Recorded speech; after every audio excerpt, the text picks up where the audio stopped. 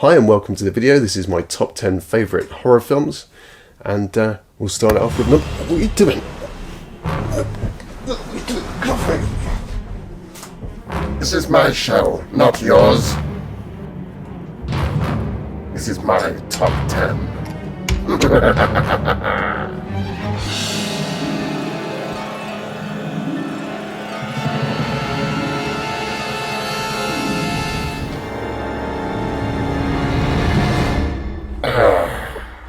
Okay, joke's over. You need to open the door right now.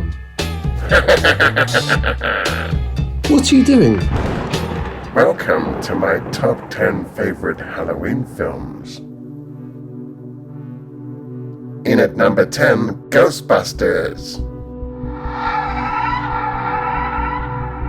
In at number 9, The World's End. No. They're not even scary films. In at 8, Poltergeist. Oh, come on. In at number 7, The Frighteners. Oh yeah. In at number 6, The Monster Squad. Abracadabra. There's no gore in that film at all. How can it be a horror film? In at number 5, Ghost Ship. Okay, granted, there's a lot of gore in that film. In at number 4, it's Wolf.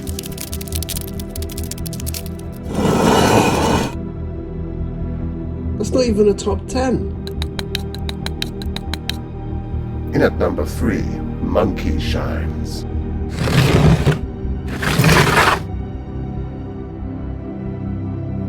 In at number 2, Interview with a Vampire.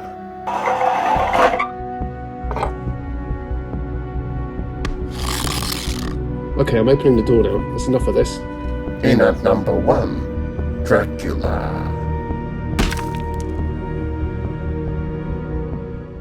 So here's my real top 10 Halloween films. In at number 10, we've got Friday the 13th. Remember Jason Voorhees? Not to be confused with Michael Myers because he wears an ice hockey mask instead of his own mask, and Michael Myers shouldn't be confused with Mike Myers who plays Austin Powers. Just saying. So Jason Voorhees goes on a rampage in every single film. I basically think is an excuse to be as gory as you can in a slasher film. It's basically hunt, chase down, kill.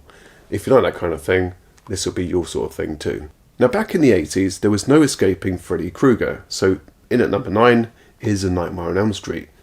Obviously the whole collection, because I'm cheating. So here's a guy who meets you in your sleep and tries to kill you, wearing a red and black jumper, a disfigured face, and knives for fingers. So what can be disturbing about that? Well, the way that he kills people. That's why I like the films. In at number 8, you couldn't get more gory with the Saw films. And the character called Jigsaw, who traps people and tries to teach them a lesson about what they've done in their own life. And if they escape, they can go free. But more often than not, they don't escape and they die. So yeah, there's some gruesome deaths in this. It's very clever. I do believe that the guy who directed these films started off on YouTube as a little short film. You can still find it on there. Very clever. Very, very clever. Now you may or may not know this film. Maniac Cop, in at number 7. It's much the same for Maniac Cop, where Cordell, who is the main character and the killer in this film, or is he the good guy? Well, at one point he was a good guy. He was a police officer, and there were some corrupt cops who wanted to shut him up, but they killed him in the end, and he's out for revenge. So if you like slasher films with a bit of a story, not much, this might be your thing. In at number 6 is more of a psychological film, and it does that pretty well too. So if you've never seen it, The Entity is a really good film. It's got a really good story to it. I can't really say what's in it because it's quite bad, but it was released in the cinemas and it is scary. It really is. Now, as much as I love these films, in at number 5, Halloween. Now, if you've never seen these films before, they are worth a try if you like the slasher kind of films and a lot of gore. I'd probably say they're more gory than the Friday the 13th films. But again, it's following a character called Michael Myers, who is the bad guy, and has some psychological instability, to say the least. In at number 3, this is one of my favourites, and I watch it every year. It's called The Blob. Now, it may sound like a silly idea for a title of a film, and even a stupider idea for the idea of the film, but it actually works. It's about spacecraft that comes down from space, obviously, lands, and this blob comes out of the spacecraft and tries to take over the world, but gets bigger as it kills people. It does work. It's a really good, entertaining film. Obviously, you've got a lot of cliches in there from the 80s. The car won't start, and there's jump scares in there and all that kind of stuff. In at number 2, we've got Jeff Goldblum in The Fly. Now, his acting is always impeccable, and even more so in this film. I believe this is his pinnacle. In this film, he's a scientist and tries to invent these pods to try and transport humans from one to the other, but ends up trying it himself, but it goes wrong because there's a fly in there, and then he becomes a fly.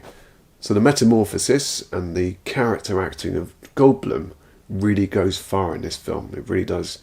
And it's pretty gruesome. There's some cringy bits in there too. Now, in at number 1, my favourite horror film altogether is The Thing, starring Kurt Russell.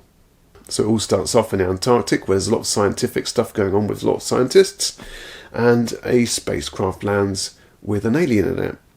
The alien takes over people and uses their body as a host, and it's quite cleverly done because you're trying to work out who's the alien, because it keeps changing. So a body will be found every 2 seconds, and then you can discount that person.